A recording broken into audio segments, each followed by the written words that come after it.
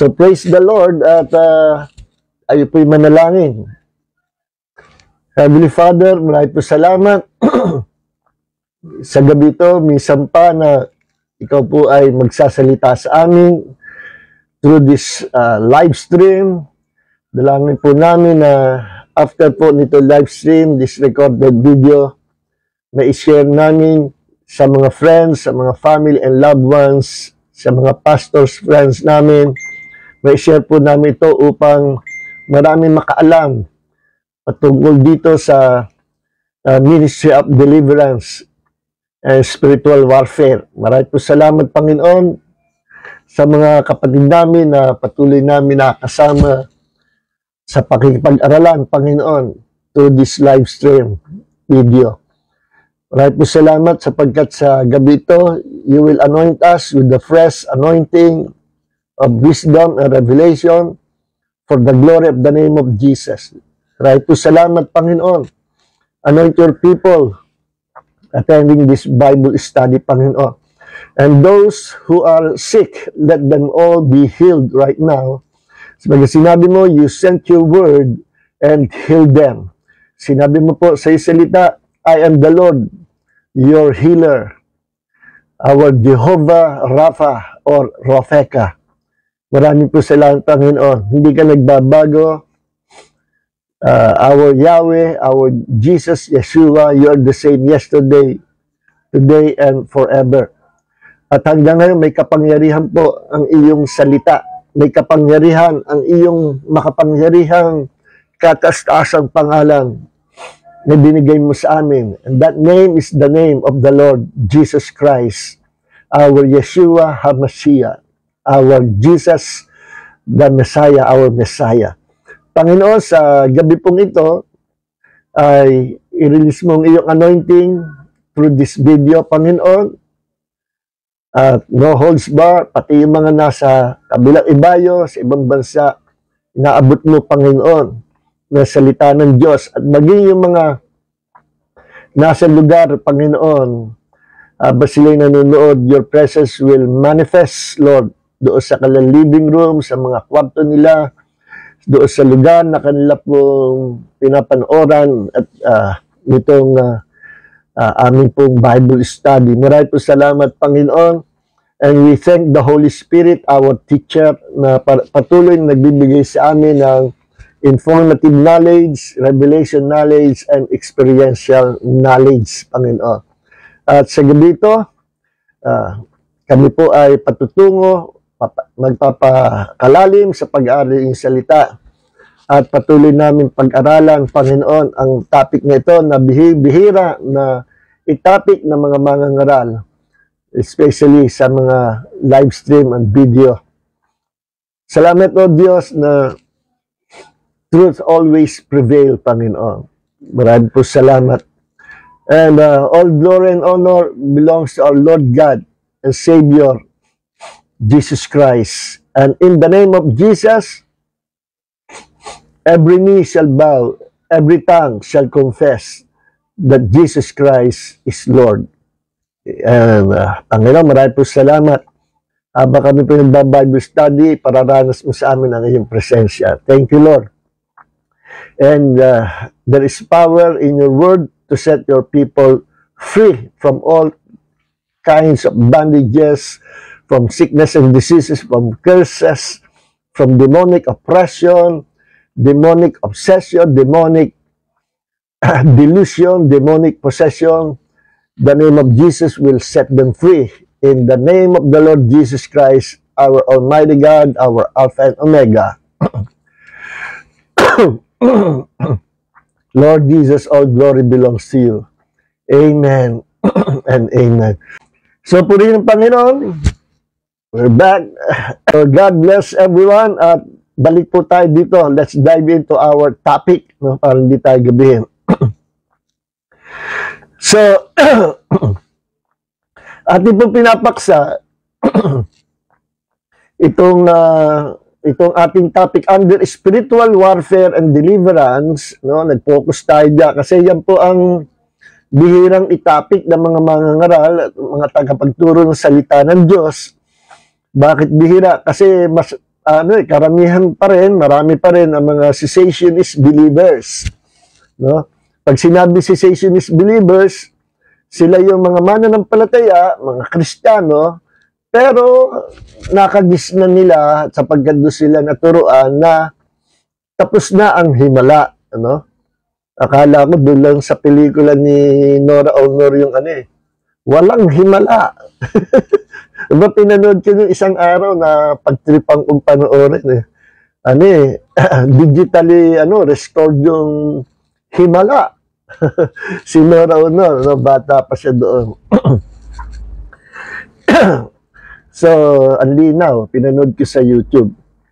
So, ang mga cessationist believers po kasi, na turuan sila na wala nang himala, wala nang gifts of the Spirit.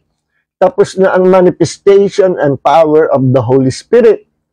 No? Wala nang speak in tongues, wala nang prophecy, wala nang healing the sick, wala nang casting out demons, yun ang paniniwala ng mga cessationist believers, Pero sila naman, yung mga churches na cessationist, pero mga born again, kapatid natin yan sa Panginoon, Hindi naman natin itatakil yung mga kapatid natin yan.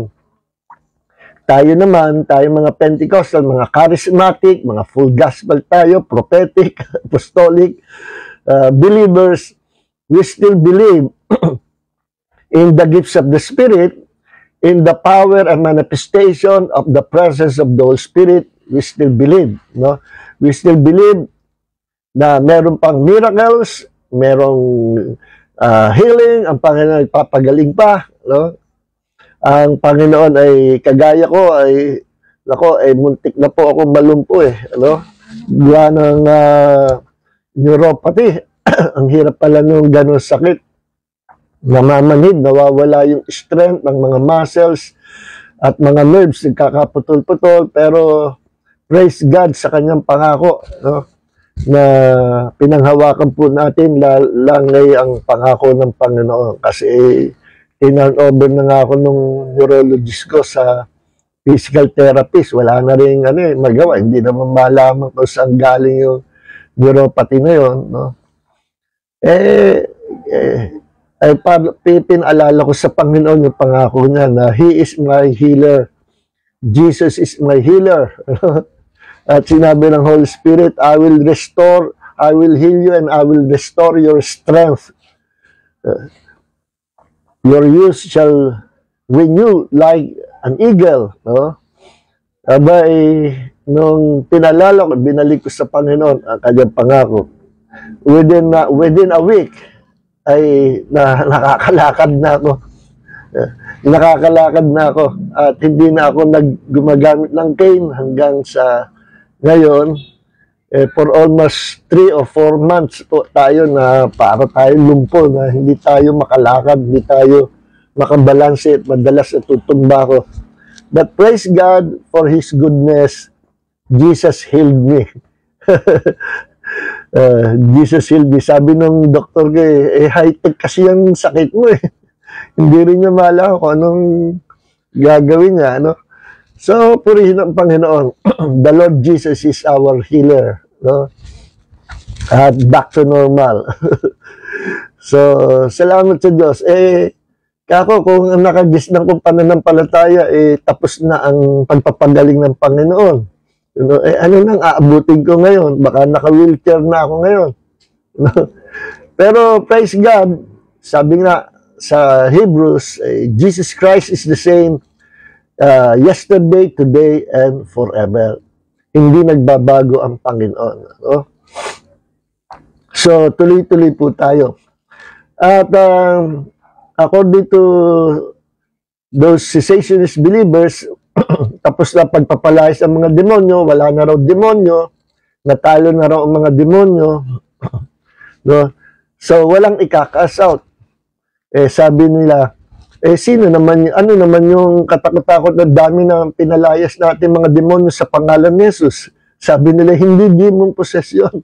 Nasisiraan ng bait yun. Dapat sa mental hospital dinala yun. Hindi nila naintindihan. So, unawain na lang natin sila. unawaan natin sila. Nasisiraan ba ng bait yung napoposes pag lumabas yung demonyo, back to normal, 100%. Back to normal. Ang dami na po ganyan. Paano kung ang paniniwala natin, hindi na rin tayo naniniwala na wala nang pagpapalas demonyo, wala nang mga demonyo. Hindi po tama yon. Dahil hanggang ngayon, naglipa na ang mga disembodied spirits na yan, na kung tawagin ay mga demon spirits. No? At nung makita ko, ang first ministry ko po, babago ako, baby Christian pa ako noon. First ministry ko ay deliverance na. No? Hindi ko alam, nakapagpalayas ako ng demonyo, sa gulat ko, sa pangalan ni Jesus, na-paralyze yung demon possessed na tao, tapos nakalaya siya. No? At nung nalaman, naintindihan ko yan, lalong lumakas ang aking pananampalataya. Sabi ko, totoo pala yung mga nababasa ko sa Bible na si Jesus nagpapalayas ang mga demonyo, mga alagad niya nagpapalayas ang mga demonyo. At nabasa ko rin na sinabi ni Jesus, in my name, you will cast out demons. Okay. Kaya nung mabasa, totoo talaga. Ang Bible, totoo. Ang mga himala, totoo. Ang tinuro Jesus, totoo. At yan ay isa bahagi ng Great Commission natin. Not only to preach the gospel, but also to set the captives free by using the authority and power of the name of Jesus. No, there is power in the name of the Lord Jesus Christ. Okay. So, let's dive into our main topic. Doorways or entry point for demonic bondage. Under this topic, diniscuss natin last week. Last week, yung isa sa mga doorway ay personal sins. No? So, kapag ang isang tao, whether you are a believer, a Christian, or unbelievers, pareho na applicable ito, personal sins. Kasi hindi ko mo Kristiyano, hindi na nakakagawa ng kasalanan, perfect na. Hindi po. Nakakagawa pa rin tayo sa kasalanan. Pero ang mga tunay ng Kristiyano, ayaw na niya magkakasala. No? Kung ikay tunay na Kristiyano, hindi mo nagugustuhin ang gumawa ng kasalanan. At kapag ikay nadupilas, nagkamali, natukso, immediately, dahil it's no longer your nature to commit sin, immediately, automatic na meron kang desire to repent at pagsisihan at palikuran ang kasalanan na iyon. And immediately, you will repent before God. And ang Panginoon, the blood of Jesus will cleanse you from all sins. Yan ang kalagayan natin. So, nagkakamali, nagkakasala pa rin tayo. Pero, ang difference, nung tayo hindi pa nakakilala sa Panginoon, hindi pa tayo na born again, ang difference ay ayaw na natin sa kasalanan. No? Ayaw na natin. Nung araw, wala tayong pakialam. No? Basta walang nakakita sa kasalanan ginagawa natin, okay lang. Yun pala, hindi rin okay kasi kita tayo ng Diyos. And God will judge us in every sins na ating magagawa. No? Kaya pagdating dito sa pag-aaral natin ito, itong personal sins, kapag ito ay hindi mo ipinahayag sa Panginoon kaagad, ito po ay uma-attract ng mga demon spirits. No? Ito ay kukubain ka nito. No? Kapag hindi mo kaagad ikinonfess, isinuko sa Panginoon, may consequences ang bawat kasalanan. May consequences po yan. At whether now, in your generation, and even sa iyong future generations, sa iyong mga anak at mga apo, dadalo yung epekto, no? Yung consequences ng kasalanan na nagawa mo. No, kagaya ni David, no, si King David. Ano yung kasalanang nagawa niya? Nagkaroon siya ng lustful desire kay Bathsheba, no, na asawa ni Uriah, isa sa mga mabuti, tapat na sundalo niya, no, ay pinatulan niya, no? At para mapasakan niya si Bathsheba, pinapatay niya si Uriah. Matinding kasalanan po yun, no? At talagang gumawa siya ng paraan. Nangyari yan nung panahon na matagumpay na ang kanyang kingdom, no? Panalo lagi sila sa digmaan. At may panahon na ang mga sundalo niya ay nasa gera, nasa digmaan. At si David ay nag-relax na lang sa kanyang palasyo, no? At nag-iisa siya doon. At nung siya ay palakad-lakad sa kanyang balkonahe, nakita niya si Bathsheba na naliligo. Kung bakit ito ay yung bahay nila Bathsheba, nung mag-asawang Bathsheba at Uriah, ay kadikit ng bahay o palasyo ni David. Kasi nga, kumbaga sa si Uriah, parang kumbaga sa natin, presidential guard, no? Isa siya sa mga matitindi, mahuhusay na warrior, at kaya siya ay doon naka-assign at doon na siya nakatira sa tabi ng bahay ni David, kadikit na, para bantayan ang hari, no? Kaso ito nga si David na-attract, talagang naganda kay Bathsheba, nagbili siya sa kanyang tauhan na ipadala sa gera si Uriah doon sa front line para mamatay, no? So namatay nga si Uriah.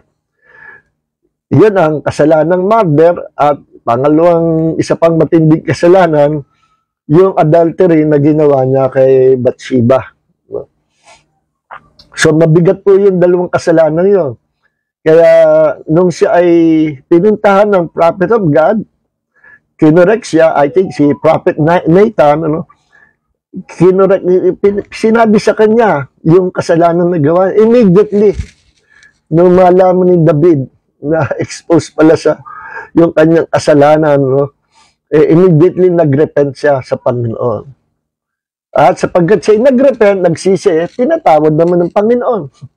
Pero yung consequences ng kasalanan, nandoon pa rin. Umabot ito sa kanyang mga anak, mga apo, no?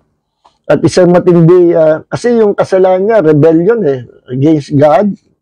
Yung papatay mo yung isang mabuti, loyal soldier, no? Si Uriah, murder, tapos adultery kay Bathsheba. Mabigat yun. Anyways, gaano man kalaki ating kasalanan, pag iniluhod mo at sincere at totoo nagrepent ka, patatawarin ka ng Panginoon. Ngayon, hindi naman komo tayo pinapatawad ng Diyos Parang babaliwalay natin Kumbaga sa repent, repeat. Ulit yung kasalanan, uulitin. Then, repent uli, then repeat. Repeat, repent. Repent, repeat. Aba, pagka inuulit mo yung kasalanan, nirepent mo, pinagsisihan mo na, ibig sabihin, hindi ka pa totoo nagsisisi. Kasi ang genuine biblical repentance ay pagtalikod, no, sa kasalanan. Sa Greek word, ang repentance is metanoia. Meta means change, noia means mind, to change your mind. Ibig sabihin, na-convince ka na mali talaga yung ginawa mo at nakita mo pagkakamali mo, kaya tatalikuran mo na yan forever.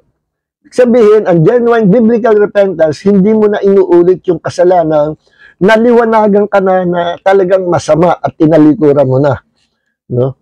Hindi mo na talaga ulitin. Yun ang repentance, no? Pero kung inuulit-ulit mo, niloloko mo ang iyong sarili, and God will still judge you sa future, no? So, ngayon, hindi tayo pwede makipaglaro sa kasalanan, no? Kasi, bukod sa ito, uma-attract in the future, uma-attract ito ng mga demonic spirits. Yung consequences ng kasalanan, matindi po Dito pumapasok yung sinabi sa Biblia, what you sow, you shall reap. Okay, si King David, pinatawad ng Diyos. Pero hindi niya natakasan ng kanyang pamilya, ng kanyang mga anak at mga inapo. Yung consequences na kasalanan, umulit-ulit ito doon sa kanyang generation. yung rebellious spirit, spirit of adultery, spirit of murder, no? Umulit-ulit yan. No? Isa sa mga example dyan, si Absalom, isa sa mga pinakagwapong anak ni David, I think. Siguro, paborito niya yun kasi namatay yan si Absalom. Pinatay din ng mga sundalo ni David. Kahit binili ni David na kapag nakita niyo anak ko, nakahuli niyo, huwag niyo sasaktan. Hindi lang sasaktan, pinatay pa talaga. Inihulog pa sa bangin yung kanyang katawan. Nung malamin David, iyak na iyak si David. Sabi niya, anak ko, sana ako na lang sana namatay. Ano? Ganun kasakit kay David.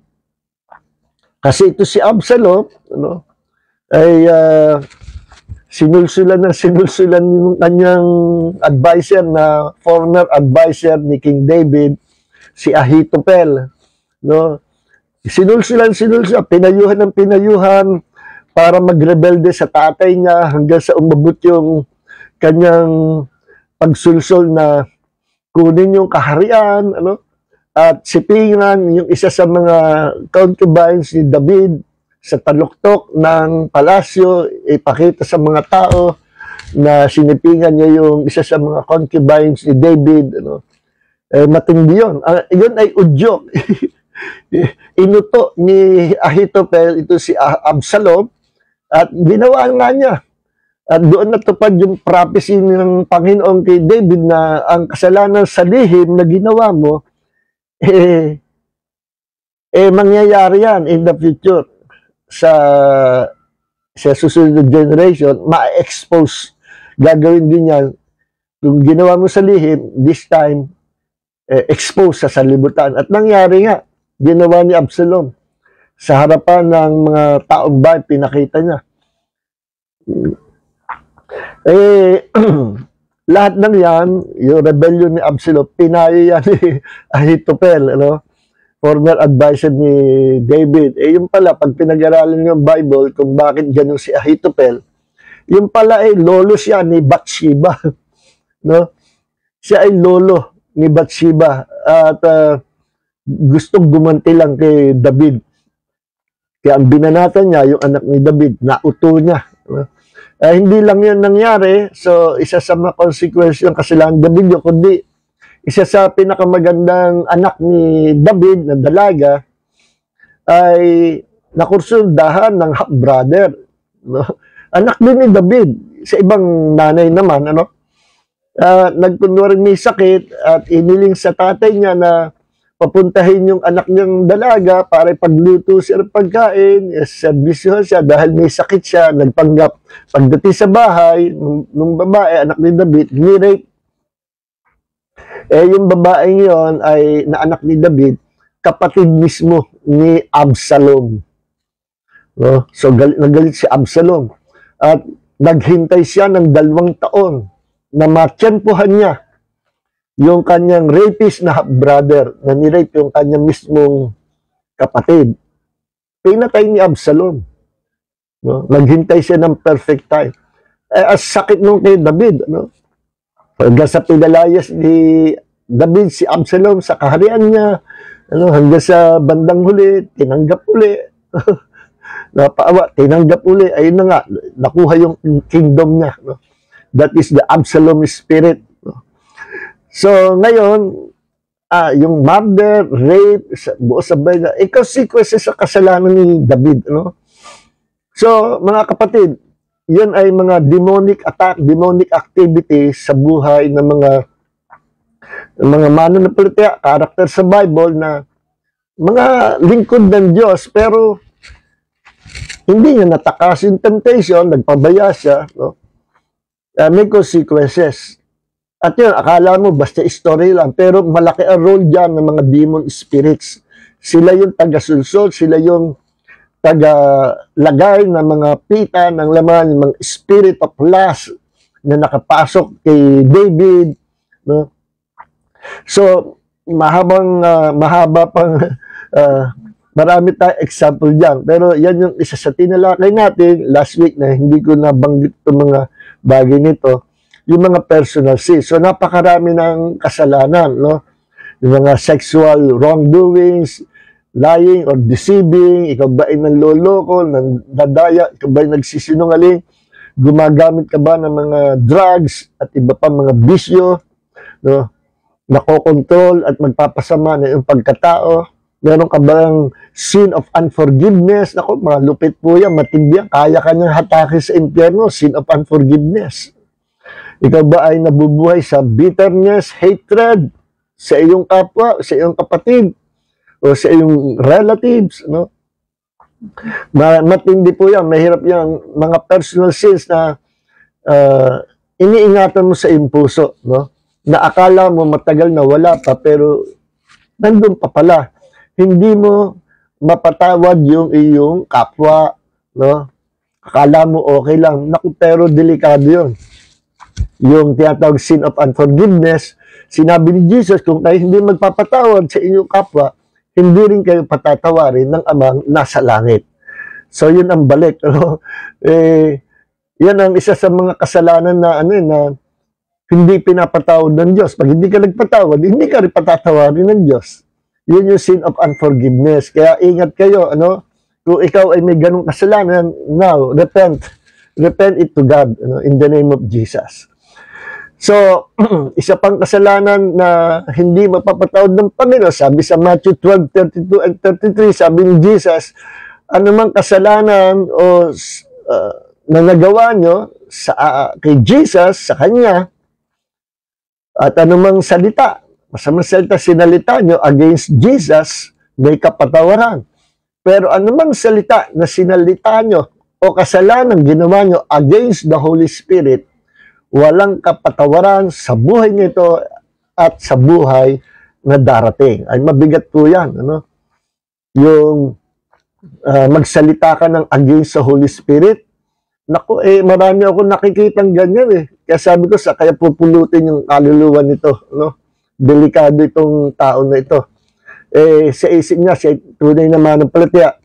At sinasabi niya yung mga manifestation and works of the Holy Spirit ay gawa ng demonyo. Naku, malupit po yung demonyo. Delikado yan. Ganyan yung nangyari kay Jesus Kaya sinabi niya na anumang salita na salitain nyo against the Son of Man, against daw sa Kanya, kay Jesus, may kapatawaran.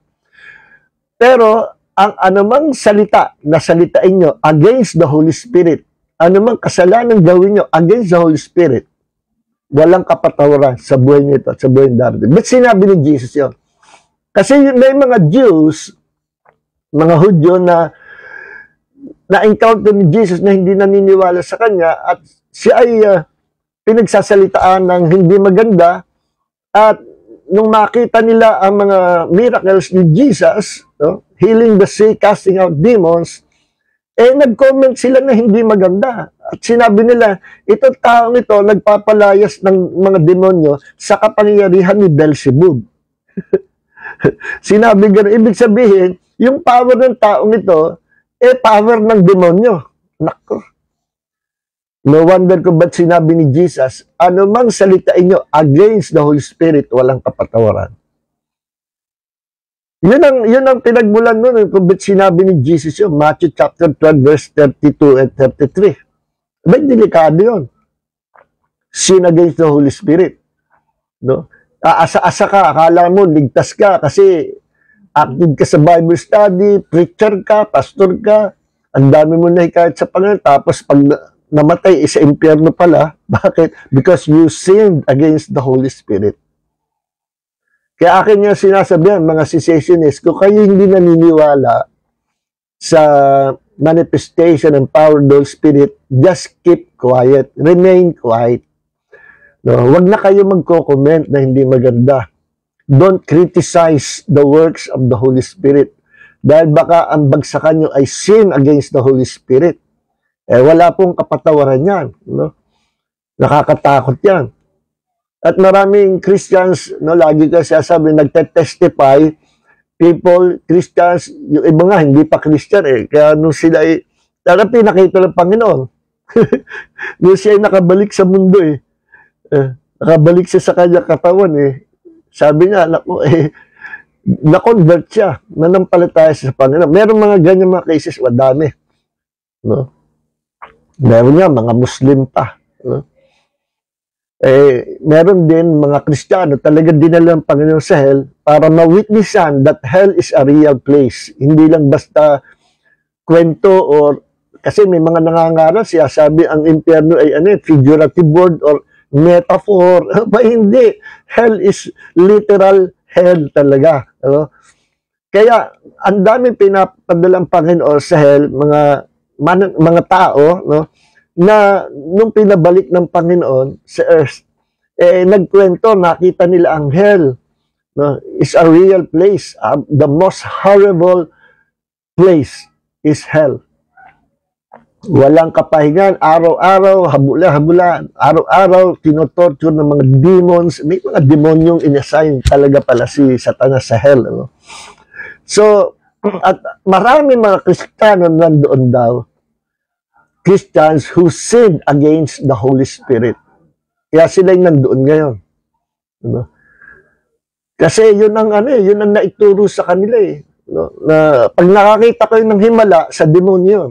Pag nakita nyo, natutumba yung mga tao, sa demonyo yun. Pag nakita nyo na nag-speak kita sa demonyo, nako, delikado yan, mga cessationist brethren. Ano? We love you all, and Jesus loves you. Pero ibang usapan, kapag nagkasala tayo sa banal na espiritu, yan ang nakakatakot. So, kaya, mga kapatid, hindi na tayo naging anak ng Diyos, hindi para umulit gumawa ng kasalanan. Ano? Dahil ang kasalanan ay palaging doorways, entry point ng mga demonyo to attack us. No? At yun nangyari kay David, no? Ang talagang mga malaki ang role dyan ng mga demon spirits. No? Pag pinag-aralan natin yung kalaliman ng istorya, marami pang example sa Bible. So, number 2 na another doorway ay ang ancestral sins and curses. No? Ano yung mga ancestral curse o ancestral sins and curses? Pag sinabing ancestral sins and curses, no, or curses, merong mga kasalanan na yung epekto ng kasalanan ay sumasalin. No? Yung consequences ng kasalanan, yun nga, yung sinabi ko kayo, istorya ni David, ay nagpapasalin-salin sa future generation, umuulit-ulit. At yung kasalanan ng lolo, umulit siya ring kasalanan na nagawa nung kaapu-apuhan. No? Ganun yon.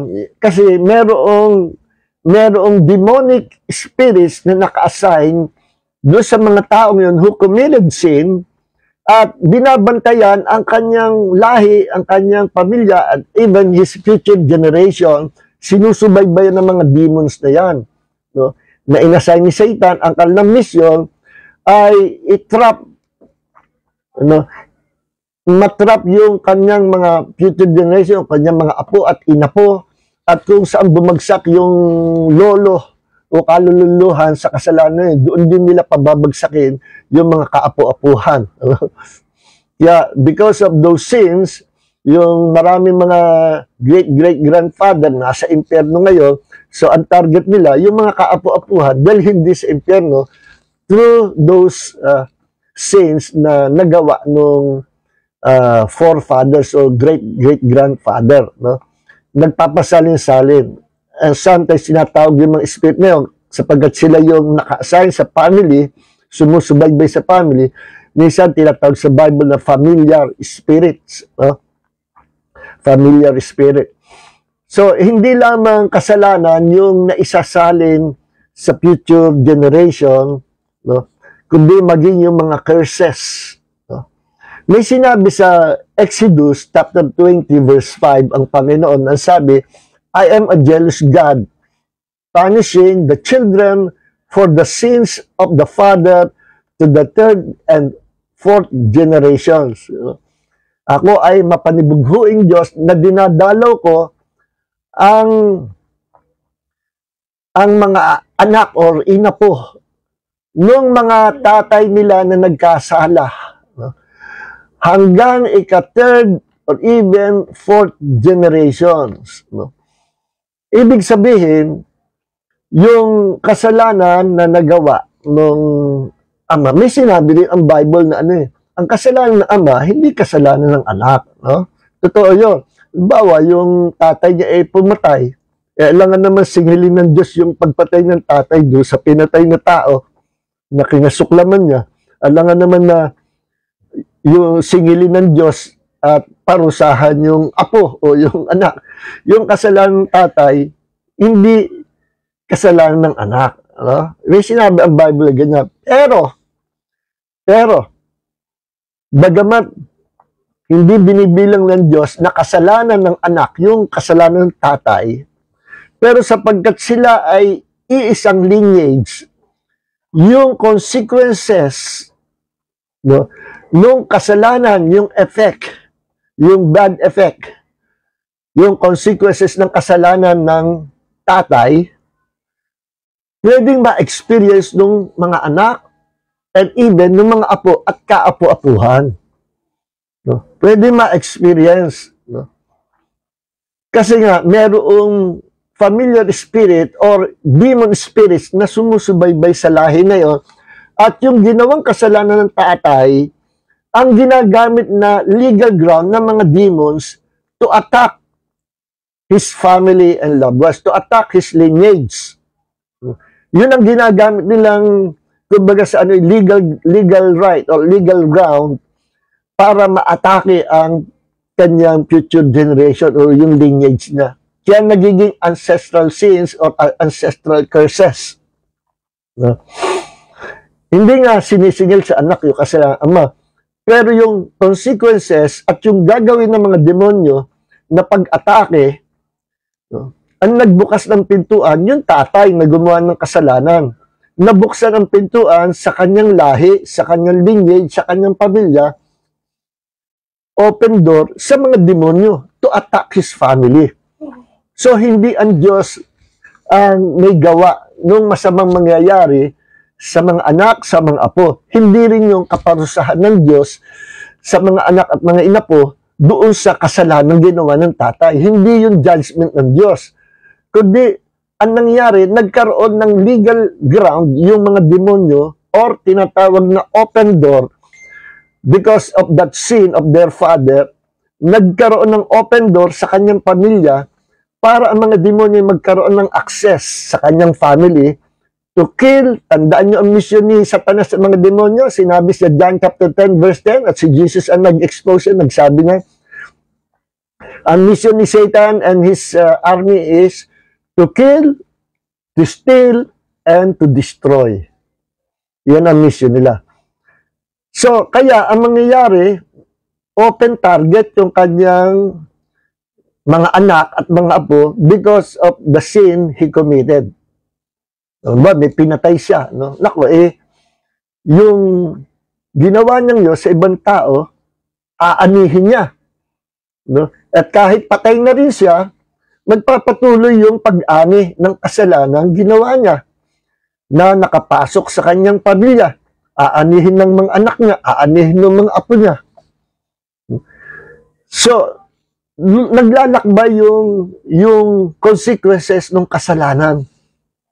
At hindi galing sa Diyos yung mga bad na consequences na yun, yung evil consequences, hindi galing sa Diyos, galing sa demonyo. No? Nagbukas ng pintuan ay yung kasalanan ng kanilang ninuno. Okay. Meron akong naging kaibigan no, sa kasamahan namin sa church sa New Jersey nung araw. That was 1991. Noong ako'y umuwi, year 1992, galing Amerika, nag-full-time na ako dito sa Pilipinas. Dumalaw yung asawa ng kaibigan ko. At pinasyalan yung isa sa member ng family member ng church namin dito.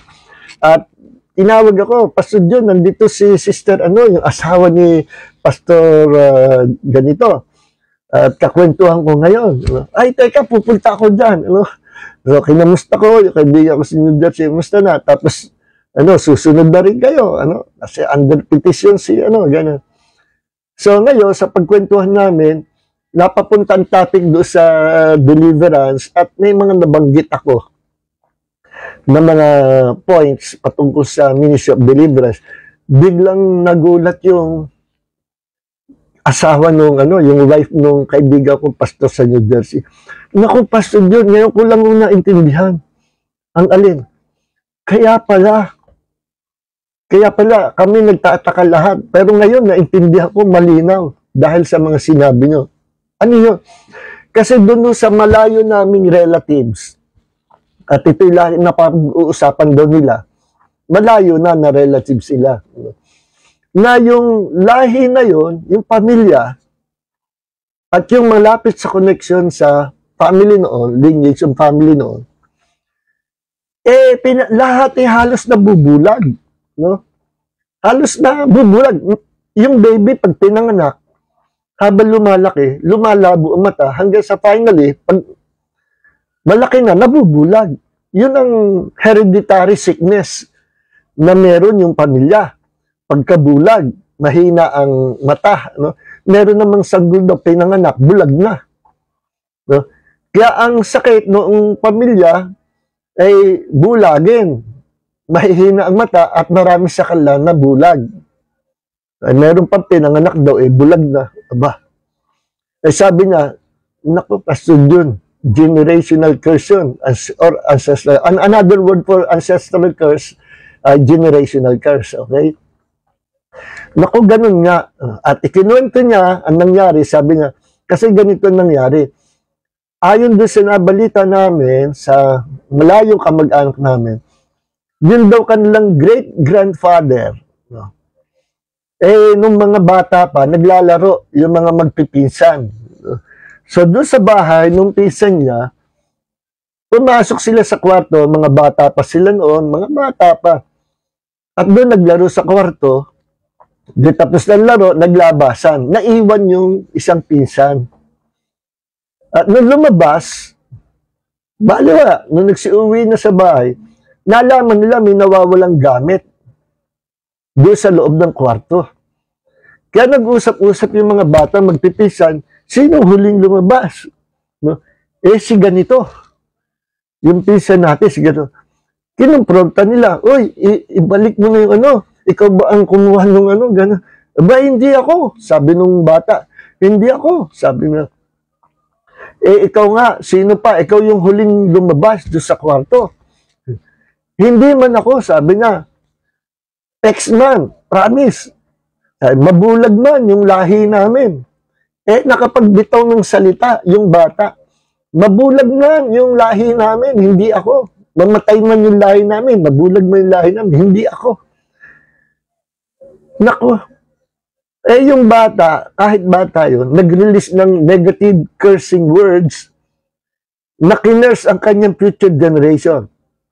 Hindi niya alam, sa kanyang lahi, maggagaling ang marami pang mga anak at mga inapo. At siya yung tatanghalin na authority figure nung next generation na manggagaling sa kanya. Siya yung authority figure kahit siya'y bata pa, pero siya ang authority figure ng kanyang future generation. Bata siya, kinurse niya yung sariling lahi nila. Naku, alam niyo nangyari. After several years, nung dumadami na yung lahi nga, puro nabubulag. May sakit sa pagkabulag. At again, ang ipapaliwanag na lang medical science ay hereditary sickness. At karamihan hereditary sickness ay generational or ancestral curses. Karamihan. No? So, yung ancestral sin na yun ang sinasabi ko, yung consequences. No? So, nabubulag yung kanyang mga anak, mga inapo, hindi gawa ng Diyos, kundi gawa ng curses na nirelease nung kanilang forefather, nung kanilang authority figure na nabuhay nung unang panahon. See? Because of his sin, affected yung kanyang future generation. At dahil doon, nagkaroon ng access ang mga demonyo na maglagay ng mga sakit, karamdaman doon sa kanyang future generation. So marami po ang klase na sakit, no, na akala natin hereditary sickness lang, pero hindi natin alam, generational curse pala. Unless na i-reveal ng Holy Spirit sa atin na it's not just a hereditary sickness, kundi it is a generational curse. One time, bumisita ako doon sa isang church na kaibigan ko, si Pastora, no, si Pastora Debbie. At yung church ay, I think, Jesus Reigns Church. Napadaan ako. Ewan ko kung ano yung sinadya ko doon. May purpose na pagdating ko doon eh. Pagdating ko doon, sabi nung pastora, si Pastora Baby, ay, Pastor Jude, tama-tama. No? Nandoon, merong lola kasama yung apo. Tama-tama yung dating nyo. Pwede mo ba na kayo na mag-pray dito sa bata? Sige, sure, kako. Ba't ano bang problema? Ayan yung lola, nagkukwento. Kasi yung batang yan ay dinala na sa pediatrician. Batang siguro mga 5 years old yun, ano? I think mga 6 years old. Tinutubuan ng, akala mo, galis na kung anong skin disease yun. Sabi ng doktora, kilala ko yung doktora, magaling yung pediatrician, sabi niya, hindi natin dito yan, i-treat yan, sakit niyan, dalhin nyo na lang sa Maynila. Dalhin nyo na lang sa Maynila, doon sa espesyalista na matukoy ang sakit na yan. Hindi basta ordinaryong parang galis yan, kundi ano yan. So, bago dalhin sa Manila, ay naisipan na dalhin sa church para pag-pray ng pastora nila. Ako nandoon, hiniling niya na ako mag-pray. Sure ka ako. Pinag-pray ko yung bata. No? Sabi ko, Lord, pagalingin mo ang batang ito sa skin disease nito na hindi malaman kung anong sakit karamdaman. Kung anong sanggaling ito. Habang nagpe-pray ako, napahinto ako.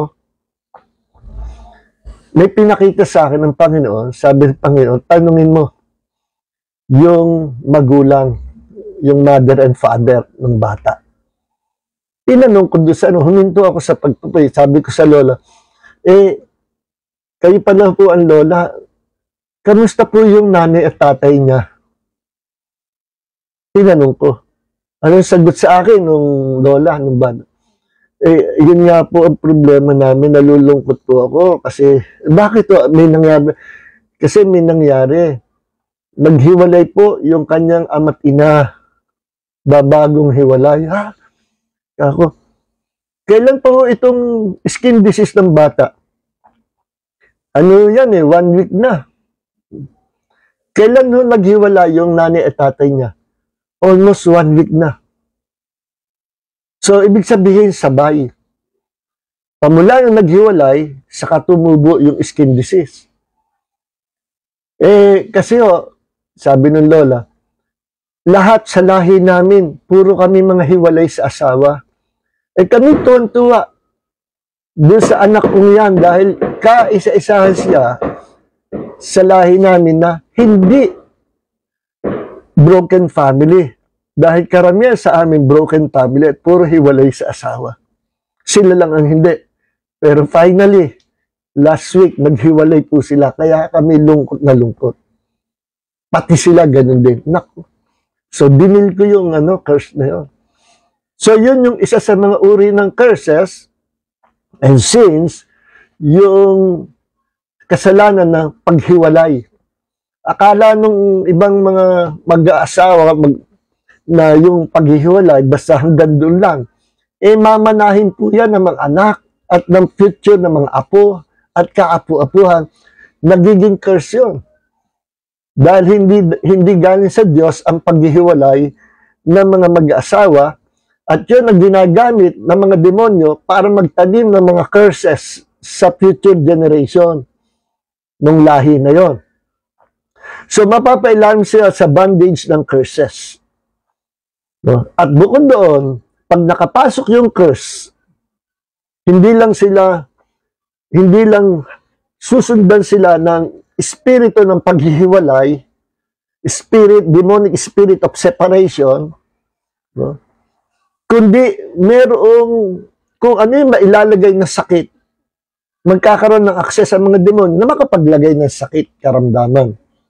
Because of that open door. Kaya ito po pinag-aaral natin, yung open door no? Na kung paano mga demonyo yung nakakapasok at nakaka-atake sa pamilya, sa individual, sa group, no? So, dinil ko yung curse na yon. At hindi lang pinag-pray ko na pagaling ng Panginoon yung skin disease, kundi dinil ko yung curse. At nung na-deal ko, na-rebuke ko yung generational curse na yon. After a week, nagkita uli kami ng pastora. Si Pastora Baby. Sabi ni Pastor Baby, ay, Pastor John, ako, good news, good news. Alam mo, pamula nung pinag-pray mo, no? Kinabukasan, sumunod na mga araw, wala na yung skin disease doon sa bata. Gumaling. So, bakit gumaling?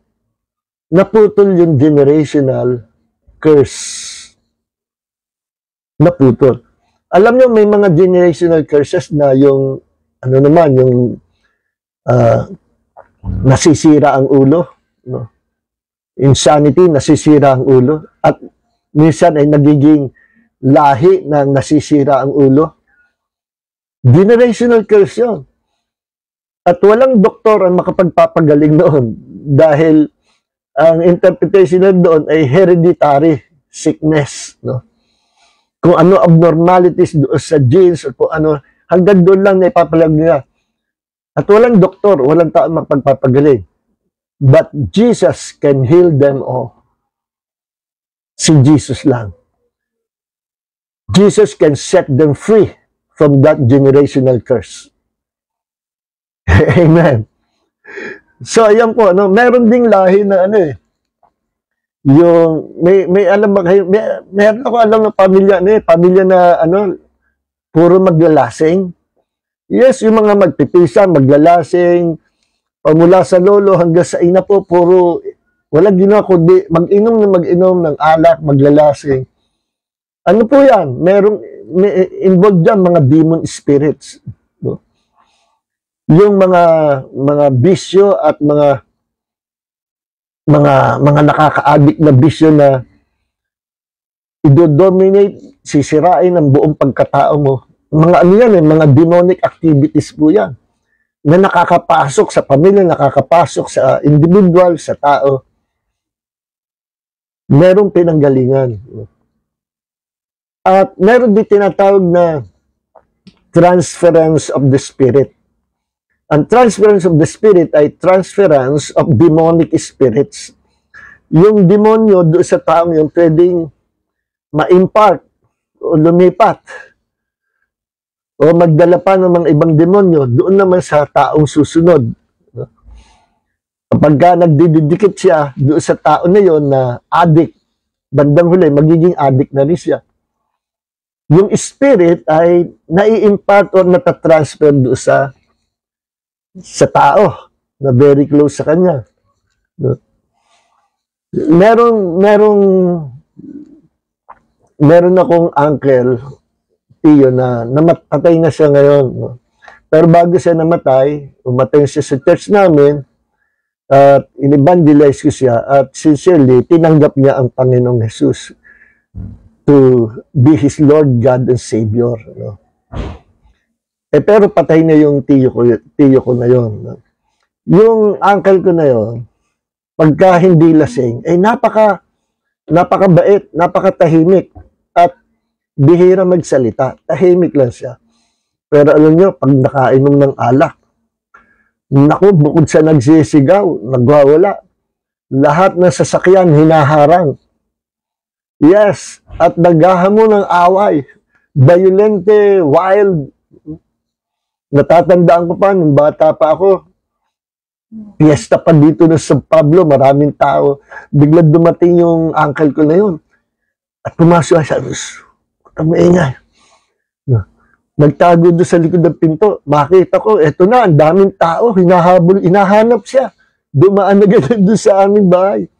Sabi niya, biglang nawala eh. Dito dumaan, nakita ko, pero biglang nawala. Saan kaya nagpunta yun? Eh pala, pumasok doon sa bahay namin, nagtago sa pinto. Sabi niya, lasing siya. At piyesta no. Ako, ito, inabutan siya, di bugbog sarado siya.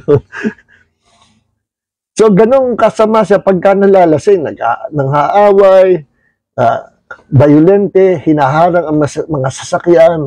No? Maraming talaga. Eh, sabi nung may nakapagsabi na kakilala ko. Sabi ko, mabait naman yan pag hindi lasing. Kung bakit pag nakatikim ng alak at nalasing, nagiging barumbado. Ako. Pero mabait yan, kako yung tiyo ko na yan. Sabi nung kakilala ko na taga-roon din sa kanila. Alam mo, sabi na, Pastor, ang balita ko, may nangyari na sumama daw sa inuman yung uncle ko. Alam niyo yung sistema, lalo sa mga bukid, yung tagay, yung umiikot yung isang baso, isang barkada, halimbawa 5 kayo, lahat iikot yung baso, tatagayan, ikot, isang baso lang ang gagamitin nyo. Lahat kayo iinom doon sa baso yun. At sabi nung kakilala ko yun, may mga nagsasabi, kapag napasali, merong isang addict, sugapa sa alak, na napasama doon sa circle na yun, at nainuman mo yung kanyang ininuman, magiging sugapa ka daw sa alak at ang epekto ng alak, magiging barumbado. Kagaya niya. No? Yun daw tiyo ko na yun, napasama doon sa ganong napainom sa ganong na may kasamang barumbado na adik sa alak. Kaya nainuman niya yung glass na ininuman ng tao na yon na merong demonic spirit. So, sa mga salita, na-transfer sa kanya o na-impart sa kanya yung espiritu na gando sa, hindi lang sa kanya, kundi doon sa mga circle na yun, na uminom sa baso yun, nagkaroon ng transference of the spirit. Yung tinatawag transference of the spirit. No? Na same spirit, na meron siya, demonic spirit, ang magkakaroon din yung tao niya. Kasi naging bahagi siya. At yung isang baso lang ginagamit, paikot at tinatagayan, lahat kayo iinom doon. Ano yan gesture ng covenant. Ibig sabihin, nakikipag-covenant siya, nakikipagkaisa siya, na sila ay mga covenant partners at sila ay iisa in the spirit. Covenant gesture yun So, kaya pala ganun nangyari doon sa uncle ko. Patay na siya. Pero buti bago siya namatay, may magsasabi na nananalangin na, Panginoon, patawarin mo ako sa mga kasalanan. At bago siya nagkasakit na gano'n, tinanggap naman niya ang Panginoong Jesus. No? Pero siya mamamatay nga, hingi siya ng tawad sa Panginoon. Ako'y naniniwala na ligtas siya. Kasi sino man lumalapit sa Panginoon, na taos sa puso, nagsisis sa kasalanan, tatanggapin ng Panginoong Jesus. Kagaya nung kriminal sa tabi niya, bago mamatay, sinabi sa kanya, Lord, alalahanin mo ako pagdating mo sa iyong kaharian. Abay, sa buong buhay nung taong yan, wala naman siya nagawang kabutihan At nung sinagot ni Jesus sabi ni Jesus, ngayon din, kakasamahin kita sa aking kaharian. Pinangakuan niya ang kaligtasan. So, naniniwala tayo na ang ating Diyos sa pinaglilingkod ay napakabuting Diyos. Na kahit isang taong makasalanan, walang nagawa kabutihan sa kanyang buhay. Kapag lumapit sa Panginoon na may sincere na repentance sa kanyang puso at lumapit sa kay Jesus na humingi ng tawad at sinusuko niya ang buhay niya, tinatanggap niya bilang Panginoon, Diyos at kanyang tagapagligtas, ililigtas siya ng Panginoong Jesus. Ayan din sinabi sa Biblia na those who call upon the name of the Lord shall be saved. Okay. So, yan po ang example, kapag sabi sa Biblia I'm a jealous God, and fancying the children for the sins of the father to the third and fourth generation. Alam mo sa Bible, pag sinabing third, fourth generation, sa atin, intindi natin, isang generation, 40 years, ano? Pero sa Bible, depende sa context. Merong context of 20 years, 40 years, merong 100 years, merong 1,000 years, merong, pag sinabing generation, ay yung isang lahi, hanggang nag-e-exist, yun yung generation. Maraming klase. Kaya dito, third, fourth generation, maybe 300, 400 years, mahaba po yan. Ibig sabihin, mahaba ang lalakbayin ng salot or yung consequences ng curses na tataglayin ng isang lahi kapag pinapasok na ang kasalanan sa kanilang lahi. No? At ganyan din, yung bisyo na ipapasa kasi may espiritu nga yung bisyo. No? Kapag ang lolo ay may bisyo na, ayun nga, lasing ng lasing, makukuha rin yun ng anak, then makukuha rin ng apo, no? Then makukuha ng future generation. Kasi yun ay foothold or stronghold na ginagamit ni Satanas ng mga demonyo para bihagin at pahirapan yung kanilang generation, yung pamilya. Okay, pero sa Panginoon, laging mayroong deliverance. Sa Panginoon, laging may kalayaan. Ano po? Kaya sa pangalan ni Jesus, lahat ng tuhod ay luluhod. No? Maging mga nilalang sa langit, ang angels of the Lord, maging nilalang sa ibabaw ng lupa, tayong mga tao, maging mga nilalang sa ilalim ng lupa, yung nasa hell, luluhod sa pangalan ni Jesus. Okay? Ibig sabihin, lahat, maging sakit, karamdaman, generational curses, ay luluhod, susuko sa pangalan ni Jesus. Kaya, kung ikaw ay mananampalataya, you have the authority and power, the right, the privilege to use and to declare the name of Jesus, to set the people free from demonic bondage, from demonic curses, at sa lahat ng magpapahirap sa tao, the Lord will set them free.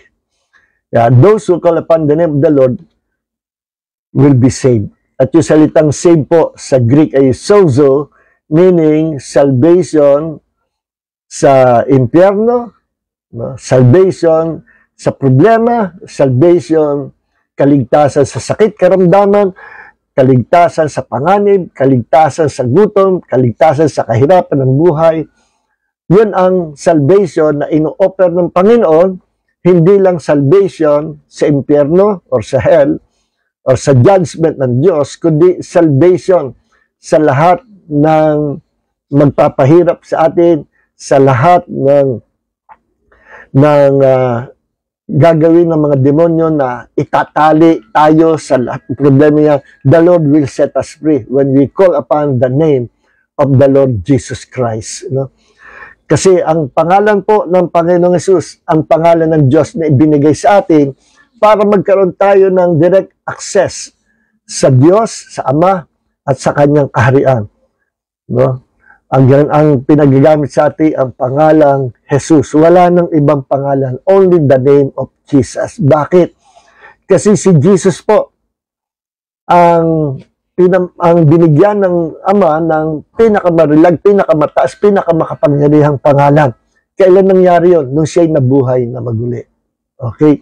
Binigay sa Kanya yon, nung siya'y nagkatawang tao, nung siya'y namatay, muling nabuhay, tinanggap niya ang pinakamataas na pangalan. At yun ay tinanggap niya hindi para sa kanyang sarili, kundi para sa atin. Alam niyo kung bakit hindi para sa kanyang sarili? Hindi niya kailangan ang mataas na pangalan. Hindi niya kailangan ang pangyari. Bakit? Sa Paul, siya ang lumikha sa lahat ng bagay. Siya ang Almighty God. Siya ang lumikha sa buong universe. Hindi niya kailangan lahat ng yan. Kaya niya, kinailangan pag tumanggap ng karangalan, tumanggap ng kapangyarihan sa Ama at tumanggap ng pinakamarilag at pinakamakapangyarihang pangalan sa langit sa lupa ay upang maibigay niya ang pangalang yan sa atin na magiging mga anak ng Diyos. Upang magamit natin ang pangalang yan, no? sa ikaliligtas, hindi lang ng ating sarili, kundi ikaliligtas ng mga tao na nangangailangan ng kaligtasan. Kaya ipinapangaral po natin ang pangalan ni Jesus na siya ang makapagliligtas. Hindi pangalan ni Paul, Apostle Paul, hindi pangalan ni Peter, hindi pangalan ng sino mang ano mang gusto gawin natin mediator, hindi pangalan ko, kundi only the name of Jesus. Bakit? Sapagkat si Jesus ang siya nagbayad sa ating mga kasalanan, siya namatay para ipambayad niya ang kanyang banal na dugo sa lahat ng kasalanan ng buong mundo. At ang sino mang lalapit sa kanya, sasampalataya sa kanya, at tatanggapin siya maging Panginoon, Diyos at tagapagligtas ng kanyang buhay, ang taong yun ay maliligtas. Sapagkat siya ay lumapit at tumawag sa pangalang Jesus. Okay? So, there is power and authority in the name of Jesus. Alam nyo, lahat ng kapamahalaan at kapangyarihan ng kaharian ng Diyos nasa pangalan Jesus. Lahat ng riches and wealth of God's kingdom inilagay sa pangalan Jesus. Lahat ng kapangyarihan ng kaharian ng Diyos inilagay sa pangalan ni Jesus. No? Lahat ng kailangan natin sa buhay nito at sa buhay na darating, matatagpuan sa pangalan ni Jesus. Only the name of Jesus, the name which is above every name. Okay, kaya po rin ang Panginoon, mga minamahal, hanggang dito na lang muna. So, dalawa na yung natatalakay natin sa doorways or entry points for demonic bondage. Isa yung number 1, personal sins, at number 2, ancestral sins or generational curses, no? Or ancestral curses. Kaya purihin ng Panginoon, naway marami po tayong natutunan at pakishare po itong ating video sa mga friends natin, sa mga kapatiran, sa mga kaibigan, even sa mga pastors na friends natin. Share this truth, share this video sa kanila. So purihin ng Panginoon, let's pray. Heavenly Father, maraming po salamat sa gabi ito, sa natutunan po namin na makapangyarihang pangalan Panginoong Jesus at sa makapangyarihan na gagawin mo, Panginoon, kapag tumawag sa iyong pangalan, laging meron pong solusyon, lagi pong merong pag-asa when we call upon the name of Jesus. At sa pangalan ni Jesus, lahat ng tuhod ay luluhod. Mga anghel sa langit, luluhod sa pangalan ni Jesus. Ang mga nilalang sa lupa, luluhod sa pangalan ni Jesus. At ang mga demonyo sa ilalim ng lupa, ay luluhod sa pangalan ni Jesus. Nanginginig pa sila when we declare the power and authority of the name of Jesus. Marami po salamat sa gabi ito. Pagpalain mo ang bawat isa. Release your blessings to your people, and those who are sick, let them be healed.